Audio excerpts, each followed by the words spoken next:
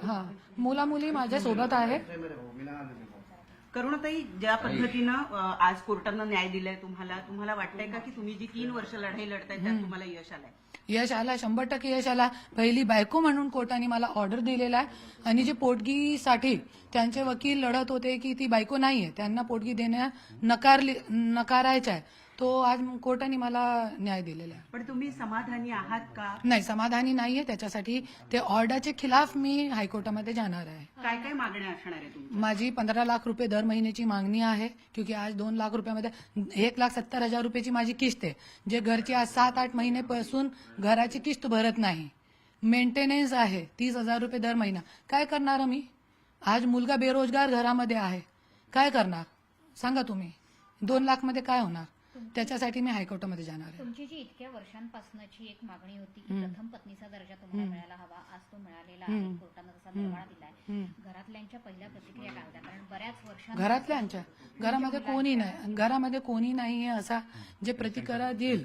माझी आई होती, त्यांचे पण निधन झालेलं आहे. ताई, हे सगळं किती फार जास्त इमोशनली तुम्हाला फॉलो करणार? एक महिलांच्या लढणं खूप मोठं असते आणि मी आज गेले 3 वर्षापासून एकटी लढत आहे, एकटी.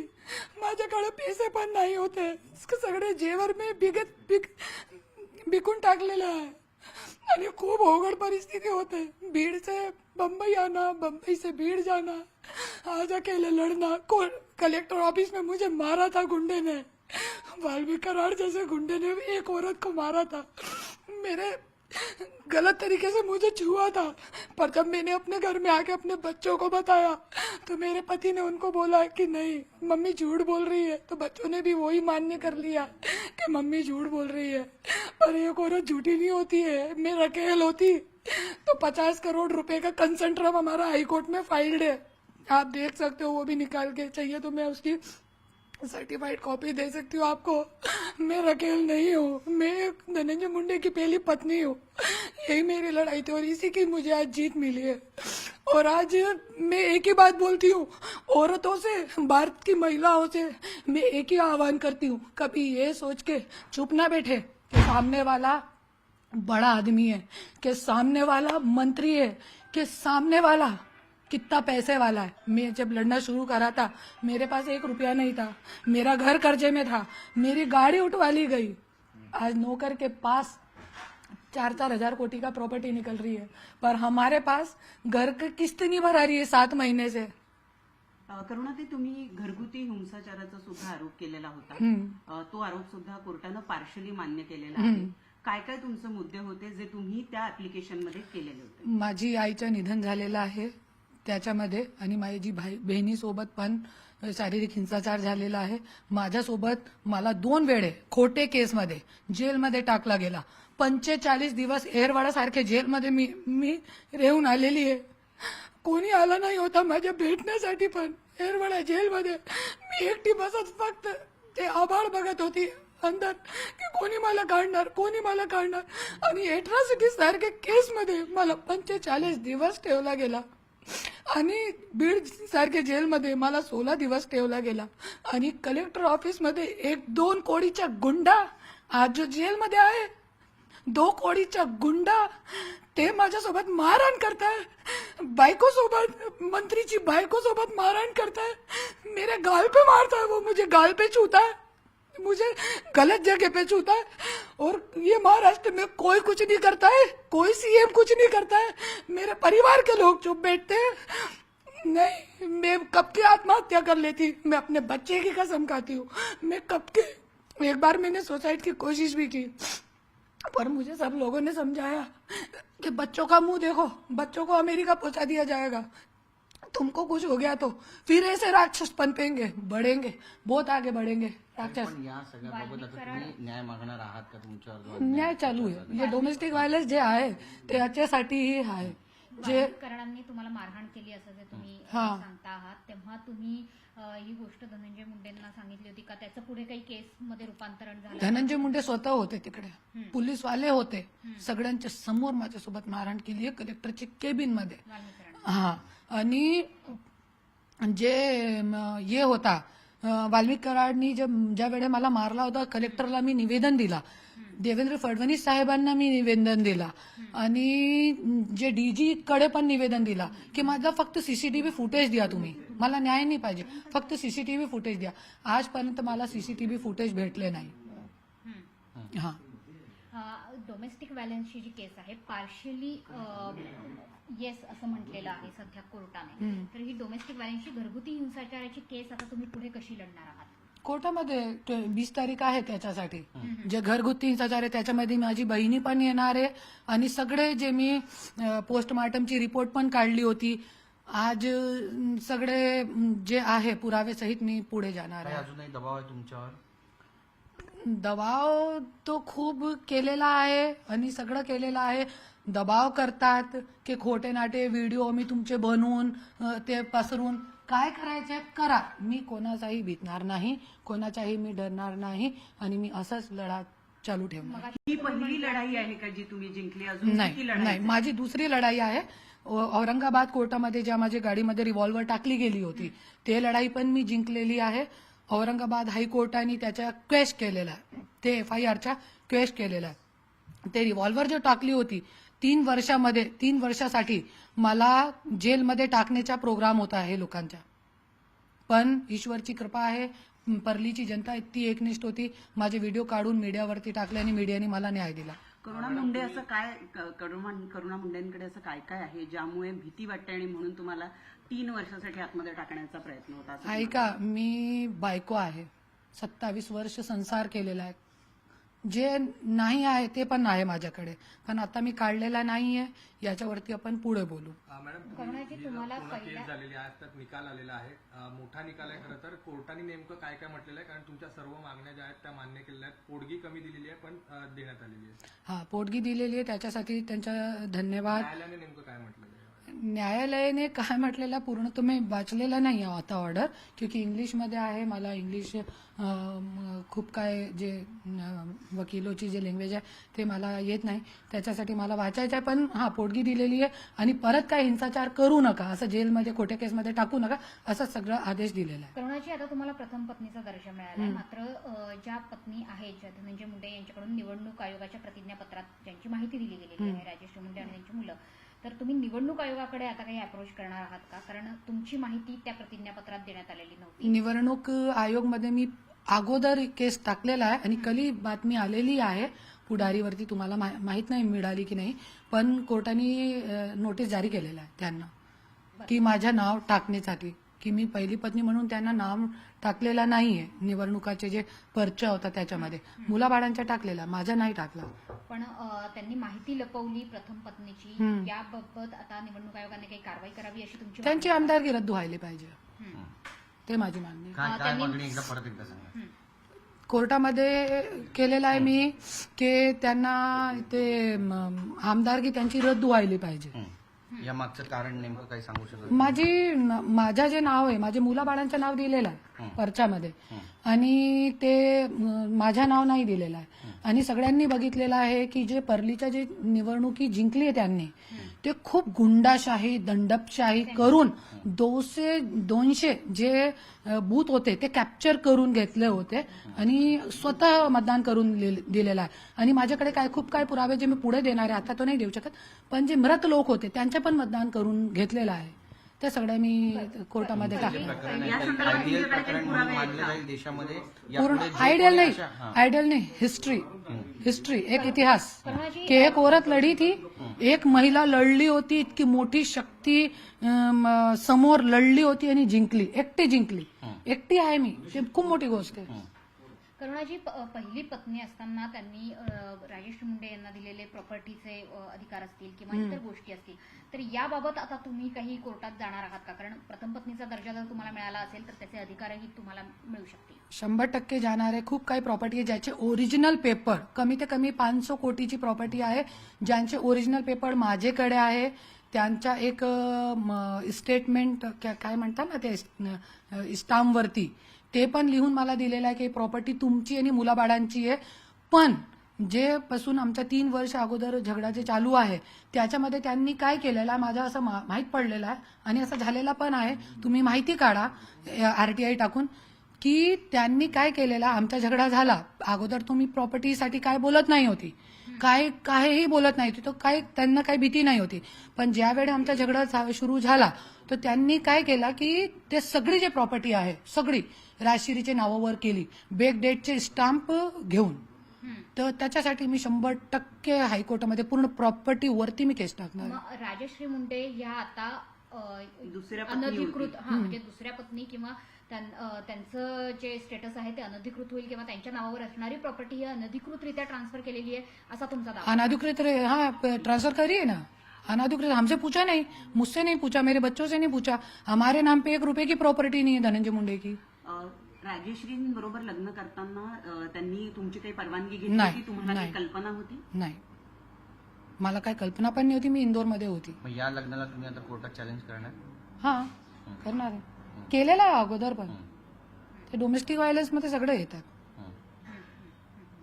सोबतच तुम्ही नैतिकतेच्या आधारावर धनंजय मुंडेंनी राजीनामा द्यावा अशी तुम्ही मागणी केलेली आहे. तुम्ही दुसऱ्या बाजूला म्हणताय की निवडणूक आयोगाकडे प्रतिज्ञापत्रात माहिती लपवली आहे त्याच्यामुळे आमदारकीचा सुद्धा राजीनामा द्यावा. ते थोडं इलॅबोरेट करून सांगा की तुमची आता धनंजय मुंडे यांची मंत्री असण्याबाबतची भावना काय आहे, त्यांनी मंत्रिपदावर राहावं का, तुमची भूमिका काय?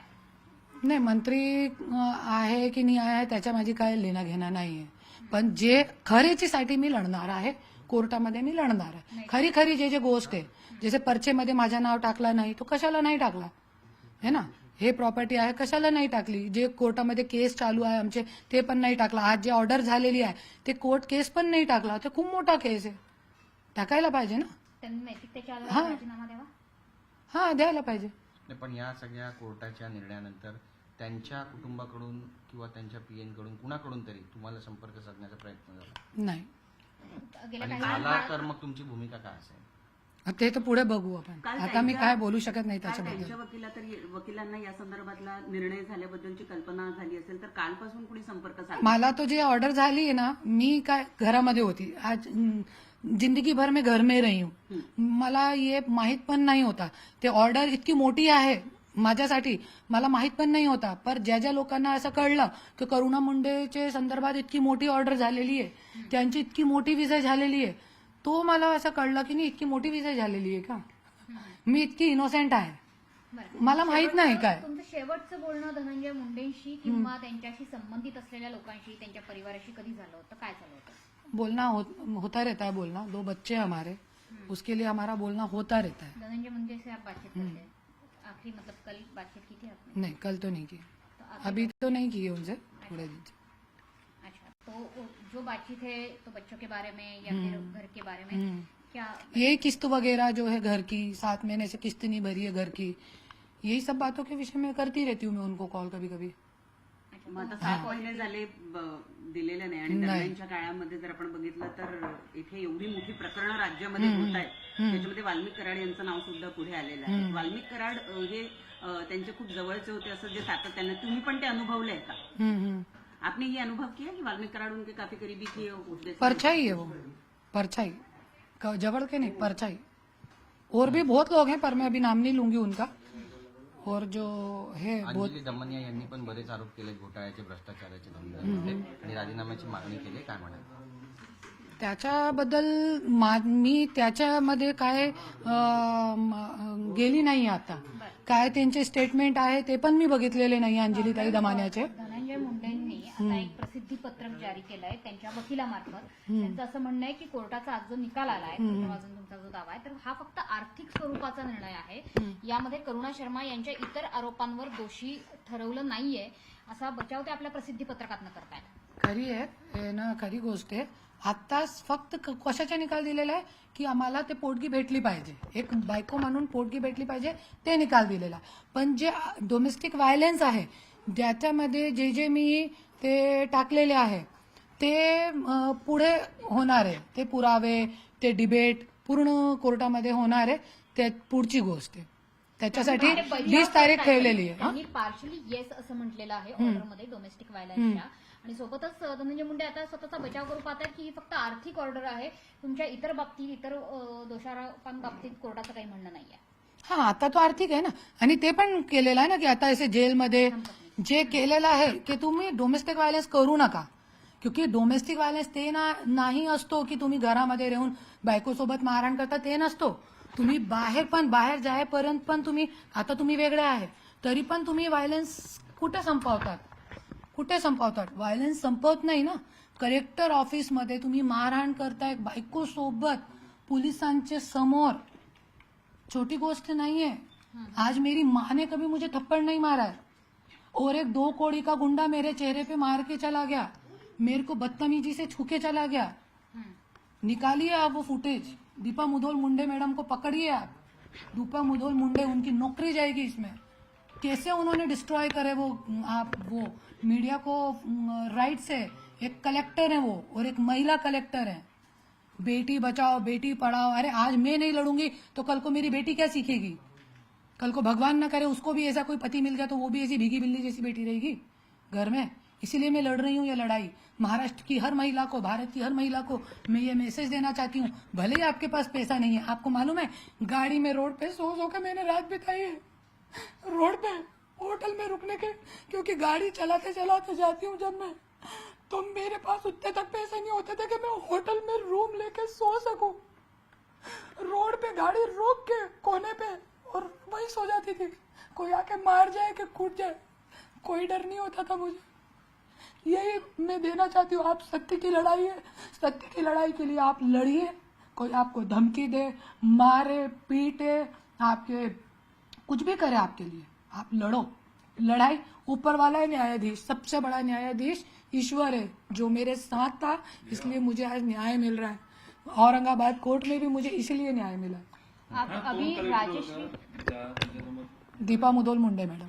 आप पण उनकी इतकं हे असून सुद्धा त्यांच्यावरती काहीही कारवाई होत नाहीये किंवा त्यांच्यावरती कोणी हे बोलत नाहीये, त्यांना पाठीशी घातलं जातं. यंत्रणा सगळी त्यांना मदत करते, यंत्रणा मदत करते का? Obviously. विशेषतः मुख्यमंत्री त्यांना मदत करतायत का? देवेंद्र फडणवीस जी का वरद हस्त उनके ऊपर अपोजिशन लीडर के टाइम से है. उसके बाद अजीत दादा तो हैं ही. तो इतनी बड़ी ताकत जब है उनके पीछे कौन करना, कौन करेगा? पुलिस वालों के सामने कलेक्टर के केबिन में पत्नी को कोई मारता है, कोई मारेगा? कोई पत्नी को मारेगा, उसको गलत तरीके से गालियां बकेगा? गुंडे, पुलिस सब थे वहां पे. मेरे हस्बैंड खुद थे वहां पे कलेक्टर के ऑफिस में. डीपीडीसी की मीटिंग थी पहली. वाल्मिक कराड आता जेलमध्ये आहेत. तुमचं म्हणणं आहे की कलेक्टरच्या ऑफिसमध्ये त्या ठिकाणी वाल्मिक कराडांनी सुद्धा तुमच्यावर हात उचलला, त्यांनी मारहाण केली असा तुमचा आरोप आहे. ही केस पुन्हा ही फाईल ओपन करून केली जाऊन कलेक्टरची चौकशी व्हावी, ज्याचं तुम्ही नाव हा, घेताय, दीपक व्हायच, मुधोळ मुंडे. तशी तुमची मागणी आहे का? मागणी आहे ना, मागणी आहे. आणि कलेक्टर को ज्या वेळे माझ्यासोबत मारहाण केली होती, मैंने घर में अपने बच्चों को बताया था, तो बच्चों ने मुझे क्या किया, मेरे पति को बताया, तो पति ने क्या बोला बच्चों को, मम्मी झूठ बोल रही है. तो ठीक है, एक सच्चे के पास सिर्फ बोलने के लिए होता है. फिर मेरे पास पुरावे हैं, तो मैंने कलेक्टर को दूसरे ही दिन जाके, बच्चों ने बोला आप पुरावा लाओ, हम देखेंगे. मेरे बेटे ने बोला कि आप पुरावा लाओ, मैं देखूंगा वाल्मीकि कराड़ को. तो मैंने कलेक्टर को निवेदन दिया कि मुझे सीसीटीवी फुटेज दिए जाए. तो मेरे को सीसीटीवी फुटेज आज तक नहीं मिले. फिर उसके बाद निवेदन के बाद मैंने आरटीआई डाली, तो आरटीआई की भी कोई वैल्यू नहीं है, कोई वैल्यू नहीं है. कानूनन बच्चों को भी गुमराह करने की कोशिश की जाए. नहीं, बच्चों का कुछ ही नहीं है. बच्चों के साथ मेरे हस्बैंड का रिलेशन बहुत अच्छा है. उनको आपके खिलाफ गुमराह करने की कुछ कोशिश की जा रही है? नहीं, ऐसा कुछ नहीं है. और ऐसा होगा भी तो मुझे नहीं मालूम ये बात के बारे में, क्योंकि मैं बहुत ज्यादातर यहाँ पे रहती नहीं हूँ. मैं भीड़ में रहती हूँ, महाराष्ट्र में पूरे घूमती रहती हूँ. राजेश वाल्मीकि कराड जी का का जो है उनके ऊपर अभी कई केसेस फिलहाल चल रहे हैं. तो क्या आपके साथ जो मारधाड़ हुई थी उसके बारे में आपने कभी कंप्लेंट करी थी? कंप्लेंट लेगा उनका कौन? नाम लेकर, कंप्लेंट उनका नाम लेकर। हाँ, मैंने डीजी को दी थी ना, अपने देवेंद्र फडणवीस जी को दी है, सब मेरे पास है. चाहिए तो मैं मीडिया को दे सकती हूँ. पुलिस कंप्लेंट भी की थी ना. कंप्लेंट कौन लेता है, कौन लेगा कंप्लेंट? अभी आज जो आपकी तरफ से आज जो निकाल आला है तुमच्या बाजूने, या निकालानंतर त्यांच्या एक ज्या मैं एक दुसऱ्या- बात बताती हूँ आपको. आज मेरे को, मैं एक यहाँ पे रहती थी पहले, मैंने बम्बई क्यों छोड़ दिया, भीड़ में मैं क्यों रहती हूँ.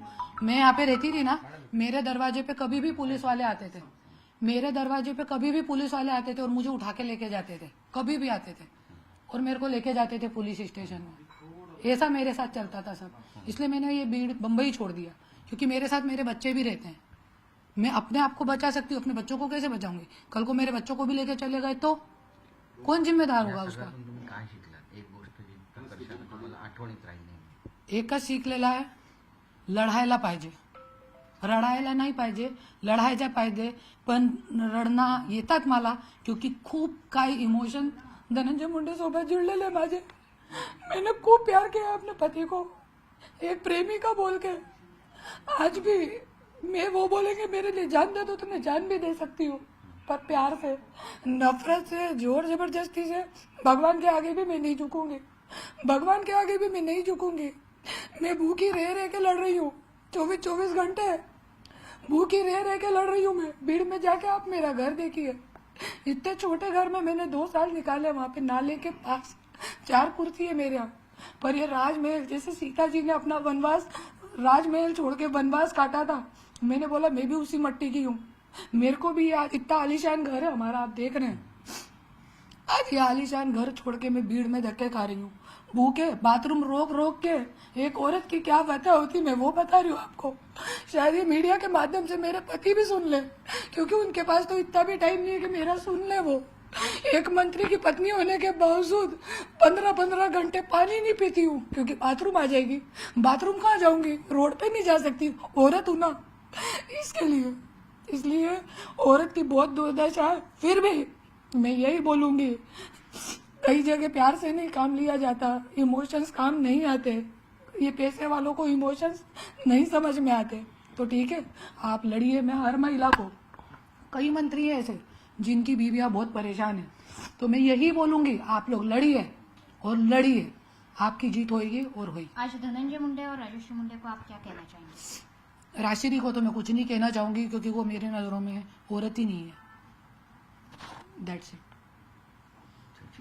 ओके. औरत मतलब वो होती है जो अपने पति को बचा के रखे बुराइयों से, जो मैंने किया 27 साल मैंने किया. इसलिए आज धनंजय मुंडे मंत्री बने. काय आता बस ना. राजश्री मुंडे को बस. अरे झालं तर त्या 5 मिनिटं बसू दे. पाणी वगैरे घेऊ दे. हे तुम्ही आम्हाला सांगा. काय तुम्ही महिला आहे, तुम्हाला कळायला